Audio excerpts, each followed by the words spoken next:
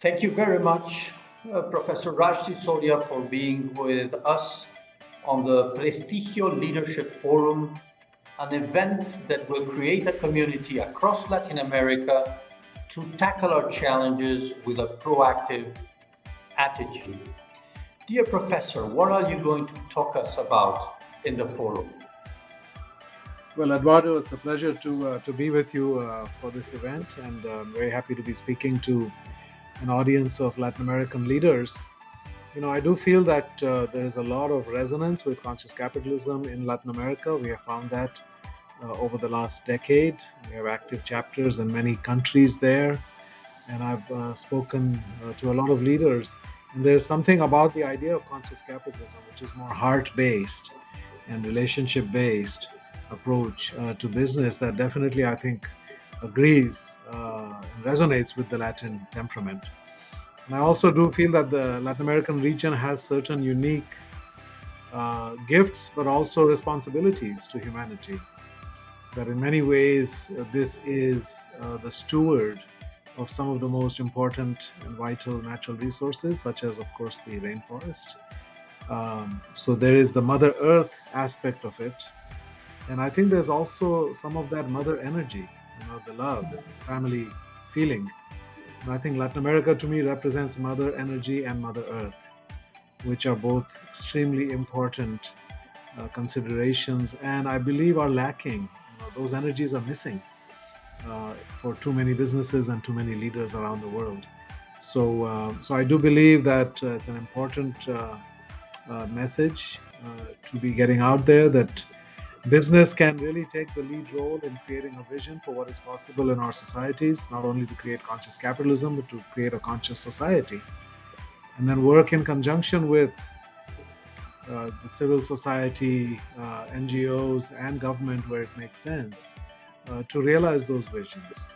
But we have to start by businesses, as I say, waking up, growing up, and showing up to address the largest challenges that we face. And I believe all of those are huge opportunities, and business can and will transform and elevate human flourishing in the region and around the world. Can we be a conscious leader even if our company is not yet fully there? How can we be one? Well, yes, I think our responsibility is to work on ourselves and our consciousness to evolve ourselves as leaders uh, at every level of the organization. And if you're the CEO of a company, then typically the consciousness of the leader will be slightly ahead of the consciousness of the organization, and it will pull that organization's consciousness along. But it's a never ending journey. If you get stuck at a particular level of consciousness, the organization also gets stuck. So I think we have to continually grow and evolve as leaders, as human beings. The framing that I use now is me, we, world. Right? You have to heal me in order to serve we and to impact the world. And the bigger the impact you want to have in the world, the more you have to go into yourself, the healing of yourself, right? Becoming more conscious, becoming more aware, understanding what drives you, all of that. So again, that is a never-ending and a very crucial journey for all leaders to be on. You'll be attending in the next weeks the gathering of conscious capitalism companies and thought leaders. What are you expecting from that meeting in relation to the changes that we have lived through the pandemic? Well, I think a lot of people have different experiences to share about how they not only survived, but in many cases managed to thrive and grow and learn through this pandemic. I think there have been many lessons coming out of this. We have learned how to cooperate with each other. We've learned how to pivot rapidly and make changes that we normally think would take a long time have happened in a very short amount of time. We have learned how we can provide much greater flexibility to people in terms of integrating their work lives and their personal lives and being able to actually do a lot of things which we thought were not possible in terms of remote work and remote learning and so forth. We've also recognized how vulnerable we are and how interconnected we are.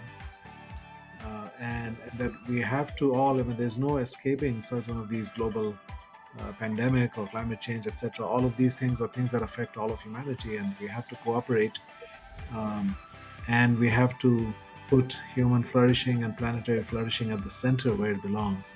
So I think all of those lessons have become highlighted and underlined during this time. And as we come out of it, hopefully in the near future, the expectation and the hope is that we're not returning to the old normal. We cannot, the new normal cannot be the old normal. It has to be a different way, a contract, in a way, a social contract that we have Yeah.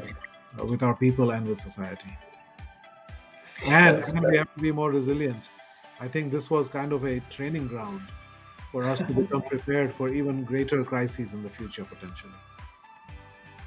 that's fascinating. We're really looking forward to your keynote at the Prestigio Leadership Forum.